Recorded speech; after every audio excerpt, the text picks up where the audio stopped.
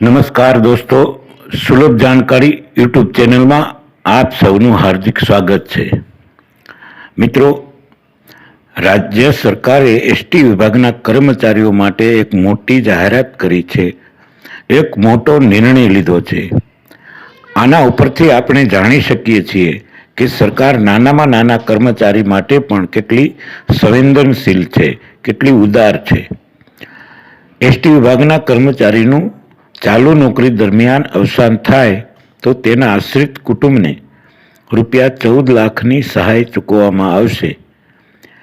આ અવસાન પછી કોઈ પણ પ્રકારે થાય તો પણ ગુજરાત સરકાર તેના કુટુંબને ₹14 લાખની માતબર સહાય ચૂકવશે.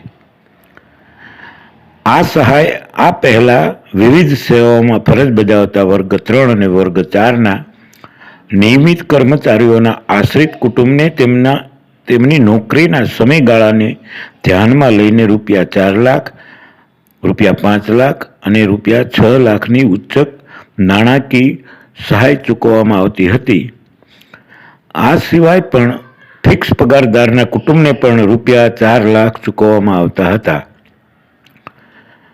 રાજ્ય સરકારના આ નિર્ણય પછી નિયમિત ધોરણે નિયત ભરતી પ્રક્રિયા દ્વારા નિમણૂક પામેલા વર્ગ 3 અને વર્ગ 4ના કર્મચારીઓના તારીખ 24 સપ્ટેમ્બર 2022 કે ત્યારબાદ ચાલુ નોકરી દરમિયાન અવસાનના કિસ્સામાં અવસાન પામેલ કર્મચારીના આશ્રિત કુટુંબને ₹14 લાખની ઉચ્ચ નાણાકીય સહાય ચૂકવવામાં આવશે.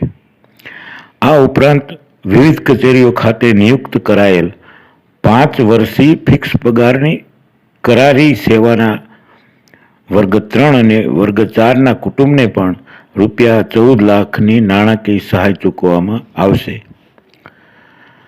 તારીખ 12 ઓક્ટોબર 2023 કે ત્યારબાદ અવસાન પામનાર વર્ગ 3 અને વર્ગ 4ના 153 કર્મચારીઓના આશ્રિત કુટુંબને રાજ્ય સરકાર દ્વારા 21 કરોડથી વધુની સહાય ચૂકવવામાં આવશે.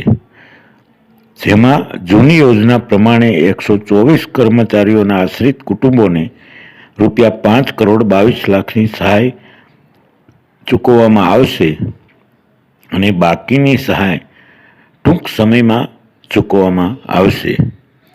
તો મિત્રો, આ વિડીયોમાં બસ આટલું જ. વિડીયો ગમ્યો હોય તો વિડીયોને લાઈક કરજો, વિડીયોને શેર કરજો, વિડીયોમાં કોમેન્ટ કરજો અને સબસ્ક્રાઈબ કરવાનું ભૂલશો નહીં મિત્રો, કે જેથી કરીને આવા માહિતીસભર વિડીયો આપ સૌને સૌથી પહેલાં મળી રહે. ત્યાં સુધી જય હિન્દ, જય ભારત, જય ગુજરાત.